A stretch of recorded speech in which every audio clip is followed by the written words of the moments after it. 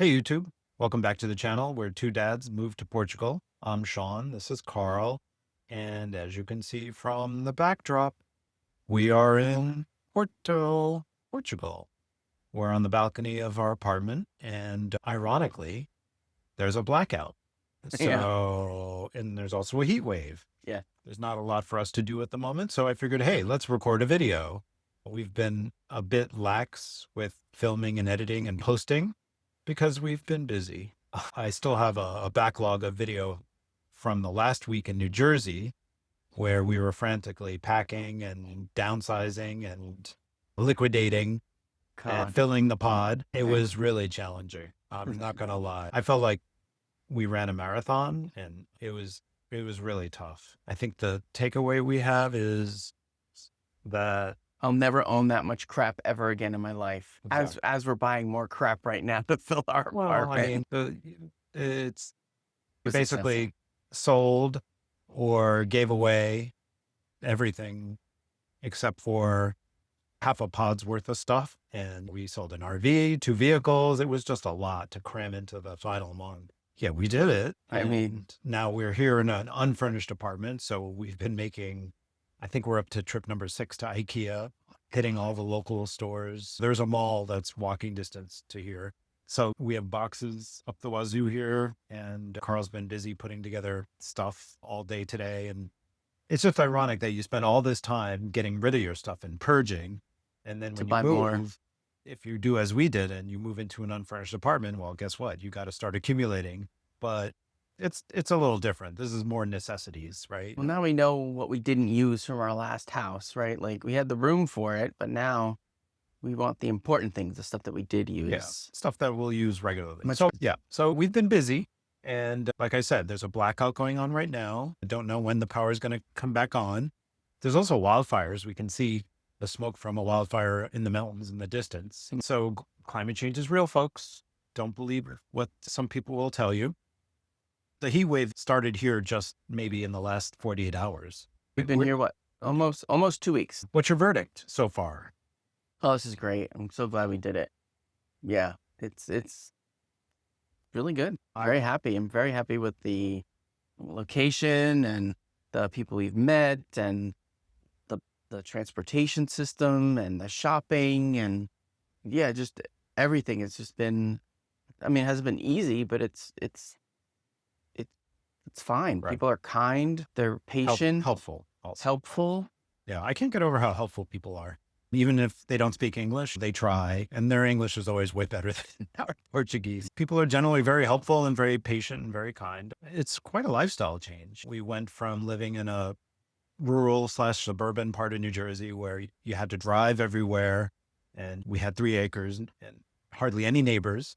And now we're in the middle of Porto. We're in the outskirts of Porto in a neighborhood called Bonfim, which is, Carl mentioned, it's very Miami-esque. And if Porto General is Miami, then this would be Coral Gables, if Miami. It's kind of almost a suburb. There's a lot of private homes here, a lot of trees. It's more green, way better for us. I wouldn't want to live in the urban center. But yeah, I really like the neighborhood. Everything is walking distance, which is really a change. I could actually see us living without a car.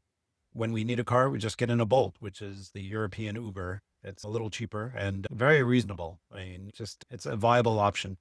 And the grocery store is a block away. There's multiple cafes and restaurants 1 or 2 blocks away. It's just really convenient. So far, so good. I'm liking it too. It's definitely an adjustment getting situated and getting equipped. We were living a couple of days with paper plates and minimal utensils. Not even paper plate. Right. Like we couldn't even find paper plate. Yeah. It's interesting the things you can get and the things that you don't get here. We thought we'd have more things. Whatever. It's all good. We made do with what we have. We're starting from scratch here. So cooked dinner with a butter knife for like, we finally just got knives, yesterday or the day before. Yeah. We've been getting deliveries from IKEA and Amazon daily. The staff in the building are very helpful, very gracious. They've been here a long time and they're very nice. They don't speak a lot of English, so we make do with Google Translate.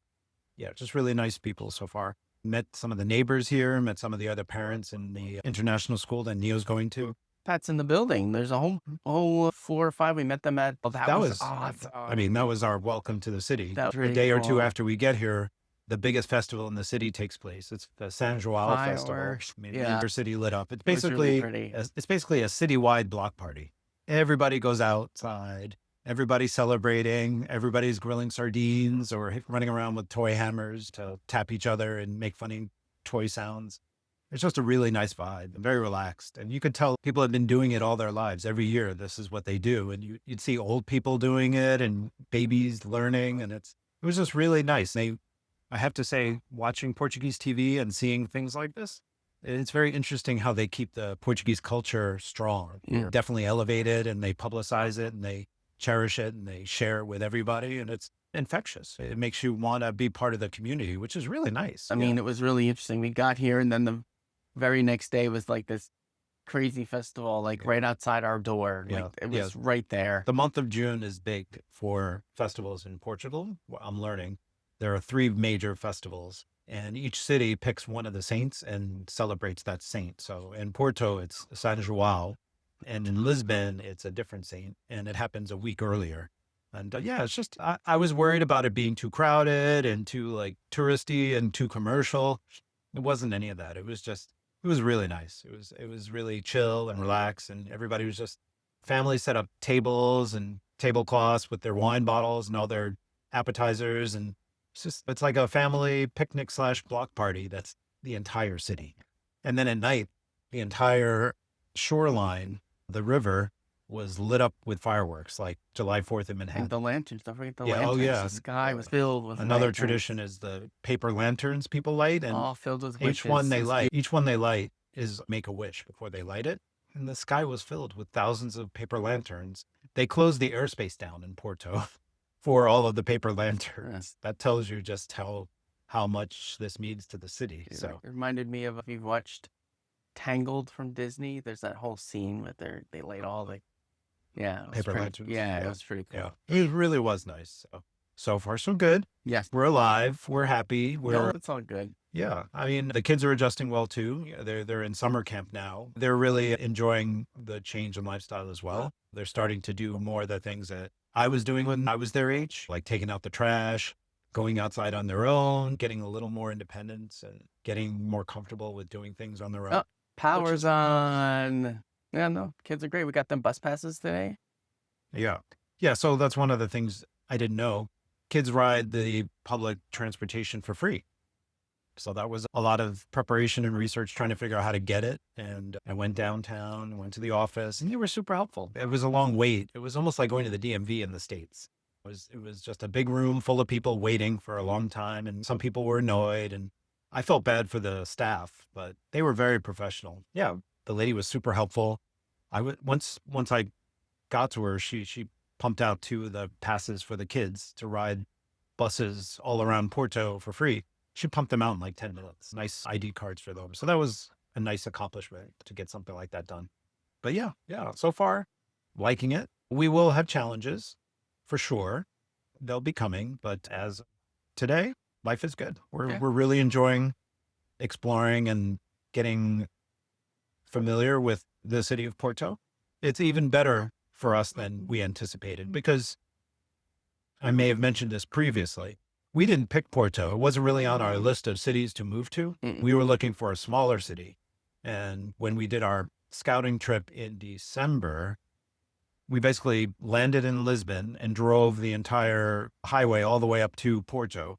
And like I said, we didn't plan to go to Porto. It was a last minute decision because none of the schools we were thinking about were a match for us. And so once we got to Porto, we looked around and we're like, oh, That's great. this is a nice city. It might even be better for us than we thought. And I'm glad we were able to pivot and make that decision. Yeah, so far the school for summer camp, dealing with the school's been good too. Oh, yeah. Just, it's very nice to see the community here and how they operate and how the different businesses and schools come together. One thing that strikes me is just a couple of blocks away, there's a strip of restaurants and bars and cafes. They're filled all day and all night with people, mostly seniors. If you know about third places, there's plenty of third places here. People do not stay inside bored. They go out, they have a cup of coffee. They'll sit in the cafe for 3 hours with a cup of coffee talking to their neighbor friends. I mean, I'm getting older. I'm going to be 60 this summer. And I'm looking and trying to figure out like how that's going to work.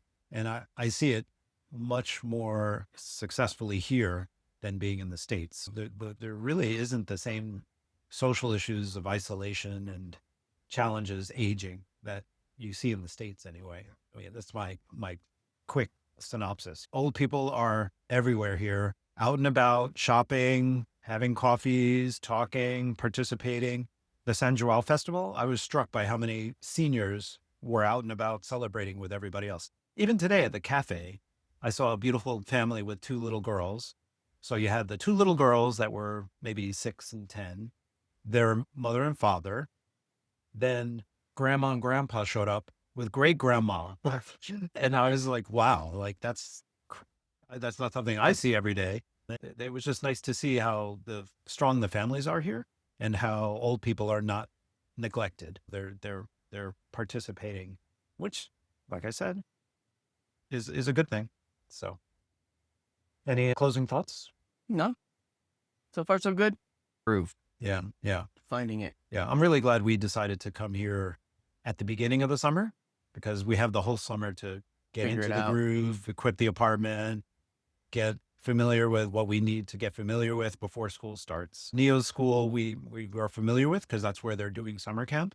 We just got the assignment for Aria's public school yesterday. And so things are falling into place. And I think that's a wrap for today. Just wanted to do a quick video, tell you where we're at now, post move. Everything's green, no frustration to report. And yeah, we'll see you in the next one. Só essas palmas.